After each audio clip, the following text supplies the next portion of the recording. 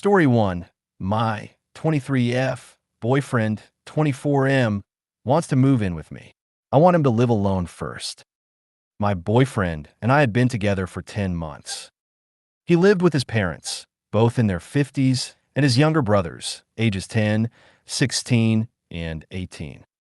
No sisters in the house.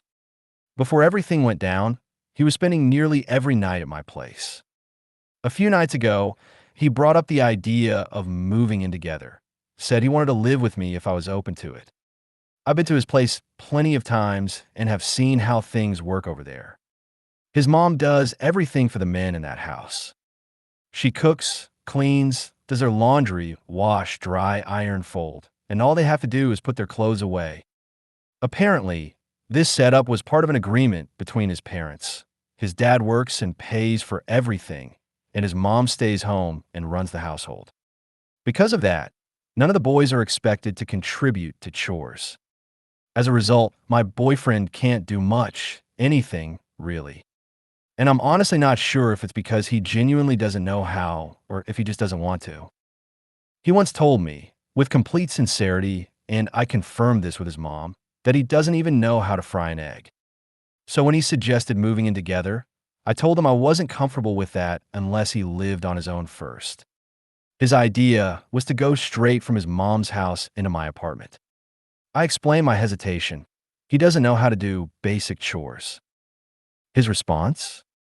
He offered to pay 75% of the rent if I took care of all the cleaning and cooking. I said no. I don't want to be his mom or his maid. I want to be his partner. That's when I suggested a different plan, that he get his own place first. That way, he could learn how to take care of himself, get a handle on the basics, and then we could talk about moving in together after that. I didn't say no forever. I just said we'd revisit the idea once he'd had some time to adjust to living independently. This led to the biggest argument we've ever had. He was really offended that I said he had no life skills. Fair, it was kind of an insult, and he took my suggestion as a sign that I didn't want to live with him at all. He also got stuck on the fact that I said we'd revisit it later, which he took to mean I wasn't serious about moving in together. Since then, he hasn't spoken to me. He's staying at his parents' house, and while he's still active online and talking to mutual friends, he's completely ignoring my calls and texts. He's told our friends what happened, and now they're saying I was cruel and mean for how I handled it. I love him. I do want to live with him someday. But not like this. Not if I'm the only one doing all the housework, and especially not if he thinks throwing money at me is an acceptable substitute for pulling his weight. Is there a compromise I'm missing? Something I haven't thought of? I want to fix this, but I also want to be fair to myself. Comment 1. You don't need to fix anything. Your boyfriend needs to learn to take care of himself, not just expect you to be mommy with benefits. If he's insulted that you said he had no life skills, he should go get some. How is he not wildly embarrassed to be 24 and not do his own laundry anyway? Comment 2. It's only been 10 months. I've had a water bottle in my room longer than that. Comment 3. How could I say this? Frying an egg and putting the clothing inside the washing machine, not rocket science. Comment 4. You are too old to be dealing with this. If he can't have a grown-up conversation and take criticism, what's the point? He ran to friends and family instead of talking to you. Do not move in with him. This means if you leave for a week for something important, or even some alone time of vacation, whatever, he would have to go back to his parents' house because he doesn't know how to be an adult. So if you have kids with this guy and you want to have a weekend with your friends, you can't. Nope, nope, nope. It's either he learns and grows up or he can stay a child with his parents.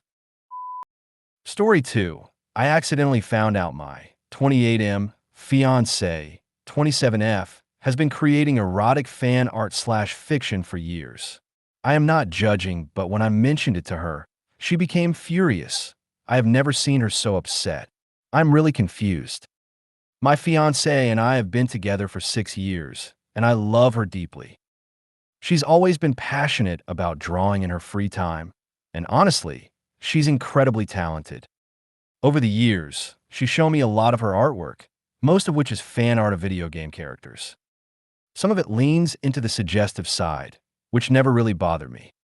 I knew she used to post her art on DeviantArt, and I've always supported her creativity. Yesterday at work, I was chatting with a coworker about a video game, and I remembered that my fiance had done some fan art for a while back. Out of curiosity, I decided to look it up. I figured I'd just search her username on Google and find her DeviantArt page. But instead, a lot more came up. Mixed in with the results were images that were a bit more explicit, artwork in a very NSFW style. I clicked on a few and ended up on her Hentai Foundry profile. I wasn't shocked or bothered, just a little surprised. I honestly thought it was kind of amusing in a didn't expect that way. While scrolling through the results, I also noticed a link to an archive of our own profile under the same username. I got curious again, thinking it was probably just old fanfiction, and clicked through.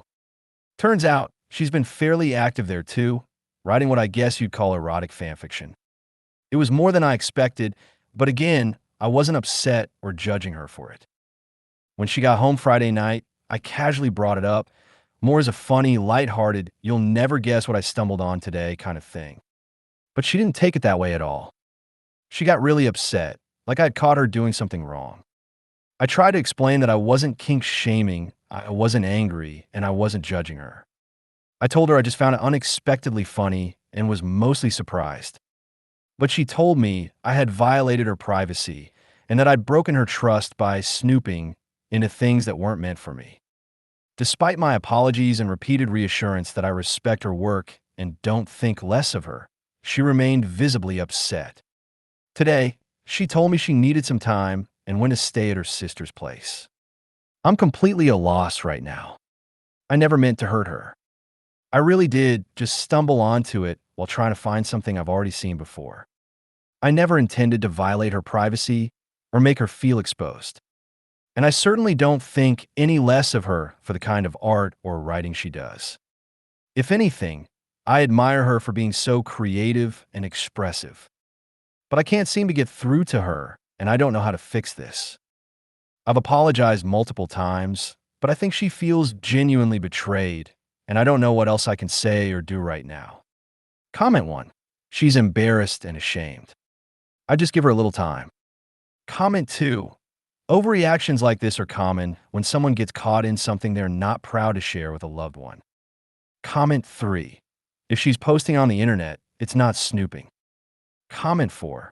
Seems really mean that you thought it was humorous and laughed at her. It's important to her. It's her art. What the EFF? She should be able to trust you most of all, but you snooped on her just to laugh at her. Story 3. Update. I accidentally found out my 28M fiancé, 27F, has been creating erotic fan art/fiction for years.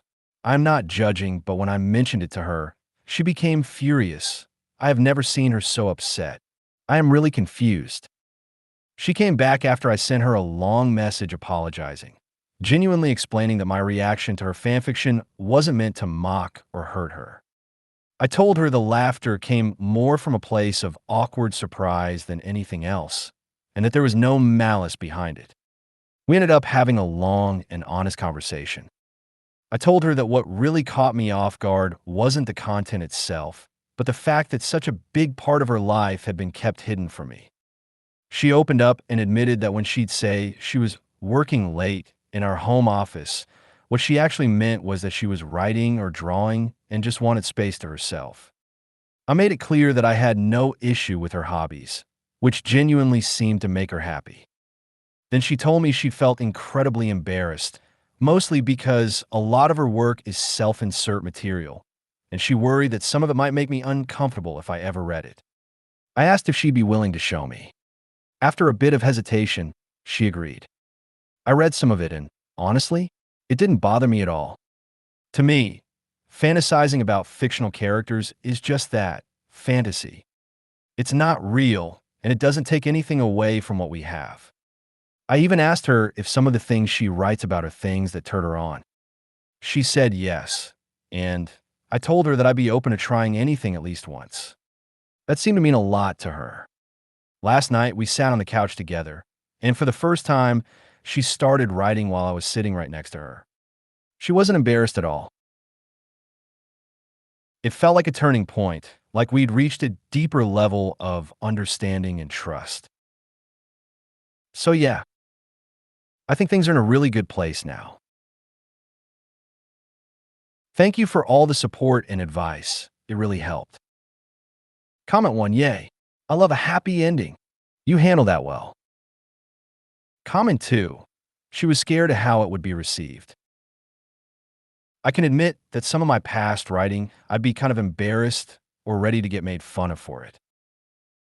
Some partners in the past have not been kind. You showed a maturity and a kindness to your fiancée that I'm sure speaks volumes in her mind. This is kind of communication and growth I wish more people had. Congrats. Comment 3. Yesterday night, she actually sat down next to me and started writing while I was next to her on the couch, and she didn't seem embarrassed at all anymore. So I guess this is good. I am glad to hear that both of you were able to talk it out, and now everything is fine. I wish you the best. If you made it to the end of the video, thanks for watching. Don't forget to like, subscribe, and share, and we will see you in the next video.